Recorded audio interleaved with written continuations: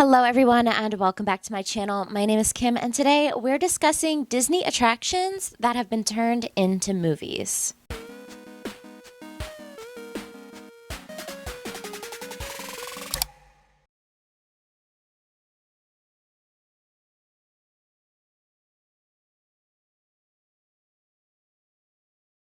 This is part 2 of 6 in a series, so if you haven't checked out part 1, it's on the Country Bears Jamboree. You don't need to watch it before this one, but please do go watch it when you're done here. Subscribe so that you don't miss the rest of this series, and yeah, let's just get straight into it. The Jungle Cruise is one of my personal favorite attractions at the Disney parks. It's full of puns and goofs and gags for everyone.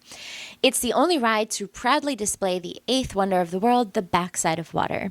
It was opened in Disneyland, California in 1955 as an opening day attraction and soon made its way to the other Disney parks. Disney World in 1971, Tokyo Disneyland in 1983, and Hong Kong Disneyland in 2005. Disney wanted to include a tropical-themed boat ride in Adventureland, so Imagineer Harper Goff got to work plucking from movies such as The African Queen and True Life Adventures as inspiration. Originally, the ride was meant to be more of an informational boat tour, like riding a documentary.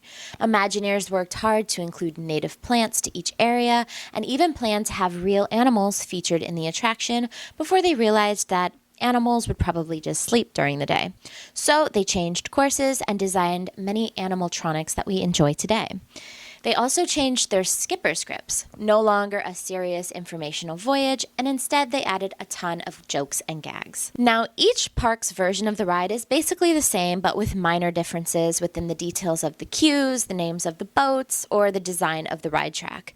Mainly, though, I'm going to focus on the Walt Disney World version as I talk through the details of this attraction. The Walt Disney World Jungle Cruise is set as a Depression-era British outpost on the Amazon River, operated by the fictional company The Jungle Navigation Company. The queue is heavily themed with period-appropriate artifacts, tools, gear, photos, and more. It's intended to resemble a colonial outpost where an exploration of the jungle rivers may be booked. From the speakers, guests will be able to hear early 20th century music playing on the radio, occasionally interrupted by broadcaster Albert Awol, whose announcements are equal parts informational and punny. As a reminder, passengers traveling on the Nile should consider wearing brightly colored clothing during their cruise. As guests board the boat, they're greeted by their skipper, who will be leading them down different tropical rivers of the world on today's tour. The ride starts in the Amazon River, passing the impressive Inspiration Falls, which then changes their location to the Congo River. As the boat passes a camp that's been raided by guerrillas, guests are informed they're now entering the Nile River, which goes on for Niles and Niles. Over here we have our Nile River. Yeah, the Nile is actually the longest river in the world. It goes on for Niles and Niles and Niles. Yeah, the jokes don't get any better than that. The boat passes along the African veldt, where riders can see numerous African animals, including giraffes, gazelles, vultures, wildebeests, zebras, and a pride of lions. The boat passes yet another waterfall, this time Schweitzer Falls, which riders are told are named after Dr. Albert Falls. This jungle explorer, Dr. Albert Falls. Yeah. And don't worry guys, if you missed that one, we'll be going over it later. Okay. Pretty soon, guests are welcomed to the Mekong River, where they enter a darkened temple. Inside, some king cobras, monkeys, spiders, and a Bengal tiger can be found. Once out of the temple, guests are able to view Indian elephants enjoying the water, and the trip concludes with a visit to Trader Sam. Besides removing some of the more insensitive parts of the ride and updating animatronics and foliage over the years, the Jungle Cruise has remained largely unchanged in theme or story. Pretty impressive for a 70-year-old ride. In 2013, Disney began their seasonal overlay of the Jungle Cruise for Christmas time. This version of the ride is called the Jingle Cruise and sees the queue getting holiday-themed decorations throughout, as well as each boat getting a holiday-themed nickname like Icicle Irma, Jingle Bell, and Congo Caroler.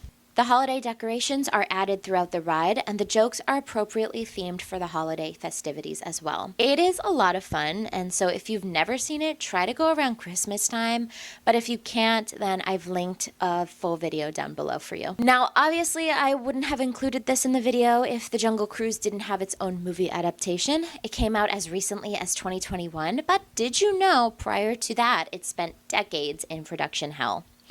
Following the success of the Pirates of the Caribbean franchise, more on that in the next video, Disney had been kicking around the idea to make a movie based on the Jungle Cruise, all the way as far back as 2006. Alfred Goh and Miles Millar were in talks to write the film, but that version fell through.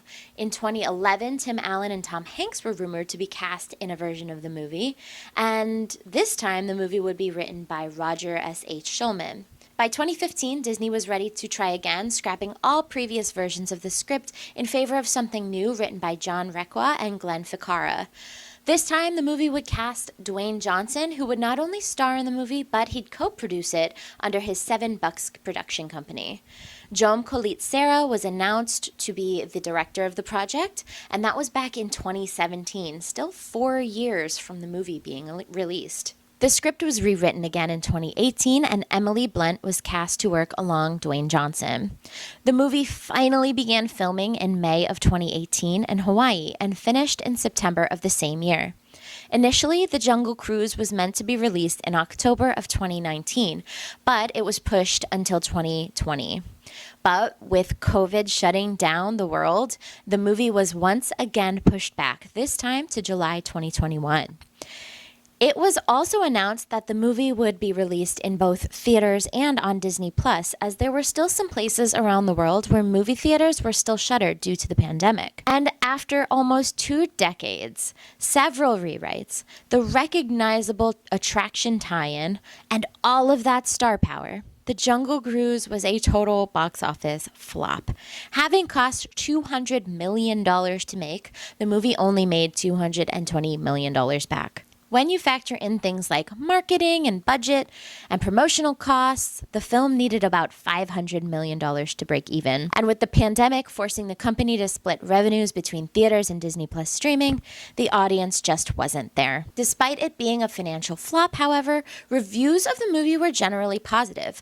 On Rotten Tomatoes, critics gave The Jungle Cruise 62%, while audience gave it 92%. But what do I think of the movie, and how does it compare against one of my favorite theme park attractions? The movie begins with McGregor Houghton presenting his sister Dr. Lily Houghton's Tears of the Moon research to the Royal Society, which bars women members. He requests access to a recently acquired arrowhead artifact that Lily believes can locate the Tears of the Moon tree, but is denied. While this is going on, Lily sneaks into the back room to steal the arrowhead herself, narrowly evading Prince Johann, who is equally intent on finding the tree for himself and the German war effort. Siblings head down to Brazil with their newly acquired arrowhead in search of a skipper brave enough to get them through the treacherous Amazon River. This is where we're introduced to Frank, who spends his days giving Jungle Cruise-style boat tours to tourists on vacation. This is where the homage to the ride really comes in. Frank tells terrible jokes, has physical gags, and even shows everyone the backside of water. Lily meets Frank, and they soon make a deal for Frank to charter them down the river in search of what they're looking for. While Frank doesn't believe for a moment that Lily will find the Tears of the Moon, he needs her money more than anything, so he agrees and they take off. But not without getting attacked by the Prince submarine first. They narrowly escape and continue down the river. This isn't the last of their troubles, though, as they survive some very aggressive rapids. Lily, Frank, and McGregor all get captured by the Puka-Machunuk tribe, who work with Frank as part of his contrived Jungle Cruise adventure. Lily loses it. Clearly, she cannot trust Frank at all, as he's been proved to be lying since the moment they met. But still, she intends to continue her mission to find the tree, even if she has to alone on foot. Trader Sam, the female leader of the tribe, translates the symbols on the arrowhead, revealing the tree's location and that it only blooms under a blood moon. The tribe are soon attacked by conquistadors, and they too are looking for the Tears of the Moon to help them break the curse that forces them to be undead for centuries. While attacked, Lily narrowly escapes with her arrowhead, while Frank gets stabbed and left for dead. At least that's what Lily thinks. The next morning, Frank wakes up alive and well. As it turns out, he too is cursed, and he'd very much like a petal from the tree to break himself free of the curse. Now, knowing everything that's at stake, Lily and Frank forge onward to La Luna Rota waterfall and discover a submerged temple containing the tree. But things can't be that easy, as the prince and the conquistadors all show up to find the tree as well. In the end, Lily ends up with 2 flower petals, one to save Frank and one to bring home for her research. Frank and Lily fall in love and move back to London to start a new life together. The end. It was a good movie. I mean, I think it got a little bit visually dark and therefore difficult to see at certain points, but otherwise, it was a solid movie. There was plenty of action, lots of jokes, a little romance. What more could you ask for? You definitely can feel the influences in this movie, and it's not just the ride, but also it's a little bit Indiana Jones. It's a little Romancing the Stone, a little Pirates of the Caribbean, maybe a dash of National Treasure. Dwayne Johnson and Emily Blunt had good chemistry together. I loved Jack Whitehall as McGregor. The tension, both romantic and adventurous, was nonstop, and I felt like the movie breezed by pretty well. I'd say my biggest complaint, and really this is just my personal preference, I do wish that this movie had just been an outright comedy, because the ride is just nonstop jokes. It would have been fun to get like a pure comedic movie here, but that's just my personal preference. This movie was perfectly fine as it was, and I saw what they were going for. I would give Jungle Cruise a 4 out of 5, and I definitely recommend it if you haven't seen it and this seems like your kind of movie. Now, obviously, this movie references the ride quite a bit more than the previous one did. Yes, there is a river. Yes, there is a boat. Yes, there's a skipper. But I certainly wasn't expecting to see the backside of water in this movie. There are jokes ripped straight from the ride. We have a trader, Sam, who's portrayed as a woman in the movie, and even though she is the chief of a tribe instead of the jungle's head salesman, it's still a pretty cool name drop. As Frank and Lily enter the sunken temple, it's very reminiscent of the temple portion of the ride.